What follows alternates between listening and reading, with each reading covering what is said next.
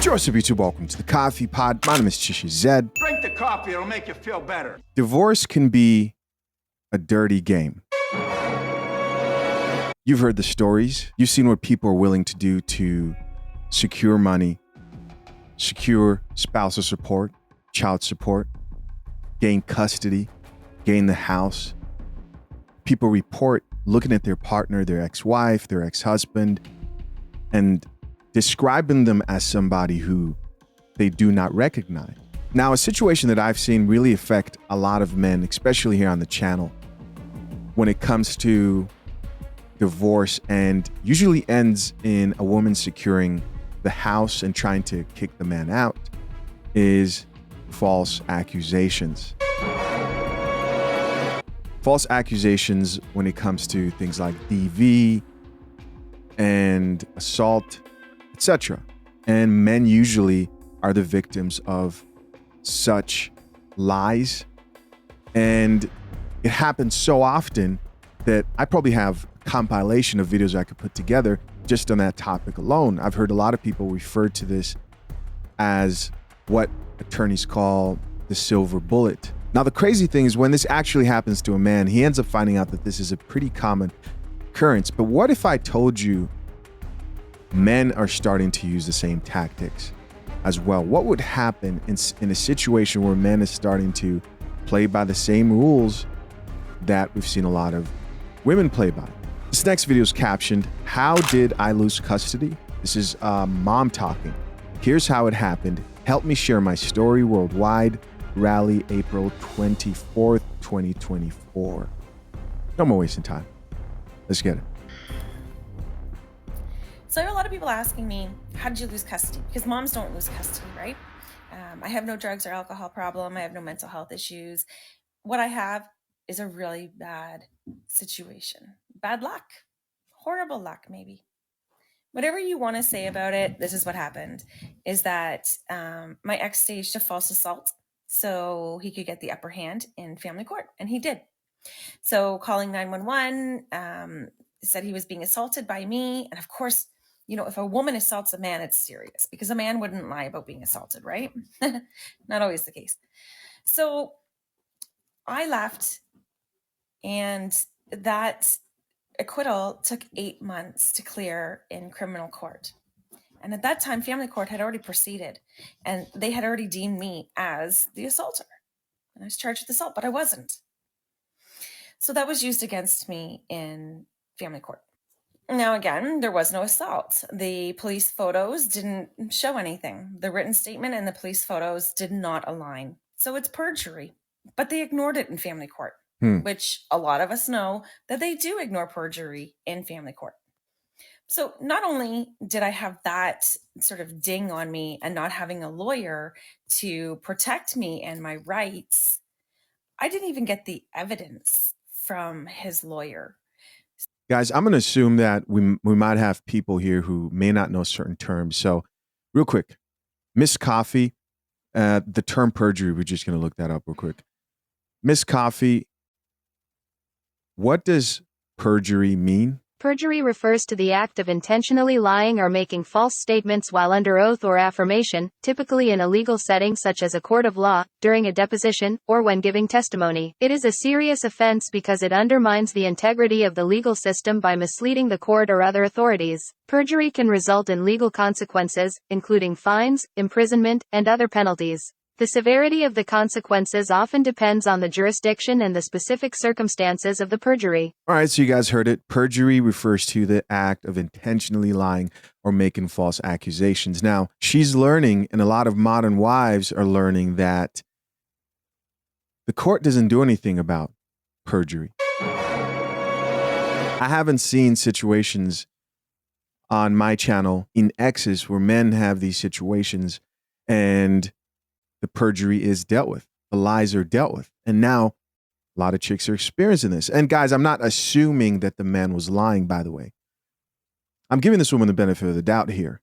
I'm a spectator listening in, just drinking some coffee. And I'm thinking, well, if women have been implementing all these strategies, which includes also lying at times, then it makes sense that a lot of men are just like, you know what? before you do it to me, because obviously there was some situation he thought he could leverage and label as you acting violently towards him. He's maybe thinking, I'd rather you than me. Let's keep listening. So, and again, if you go through some of my posts, I talk about how that impacted me heavily. I did not have a chance to build a defense. I did not have time to look at the material that they were going to use against me, such as the assault charge. But when I called for the mistrial, it was denied.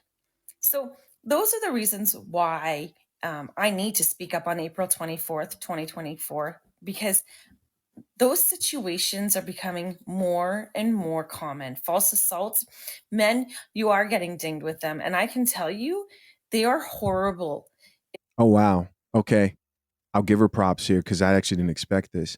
She's acknowledging that men actually experience this at a high rate. It is absolutely a nightmare to try and get out of something like this. To say that a judge misinterpreted a lawyer's gaslighting techniques is not easy to do. And it has been 4 years, almost 4 years of being stuck. And part of it is because of this false assault. And I really hope that the worldwide rally puts an end to this, because that's a huge form of perjury that's being ignored in family court. It has impacted my life in so many ways.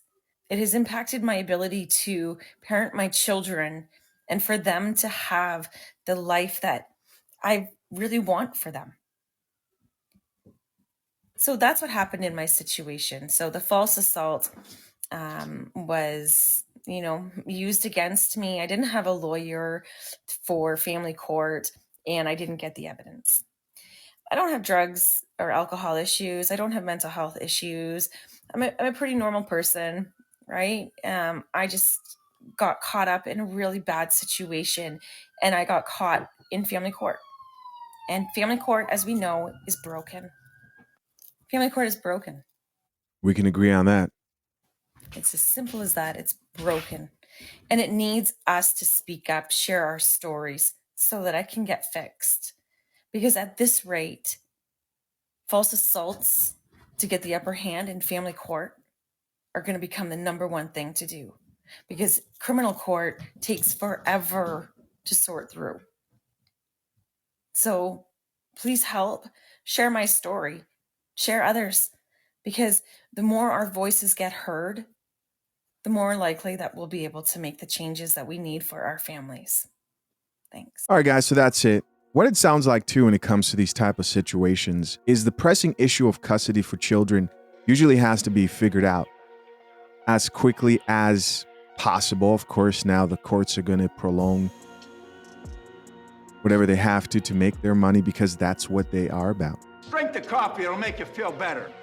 And it does still sound like, due to the nature of these are children, they're living real lives, they need help right now, they'll come to a conclusion quicker than like criminal court will.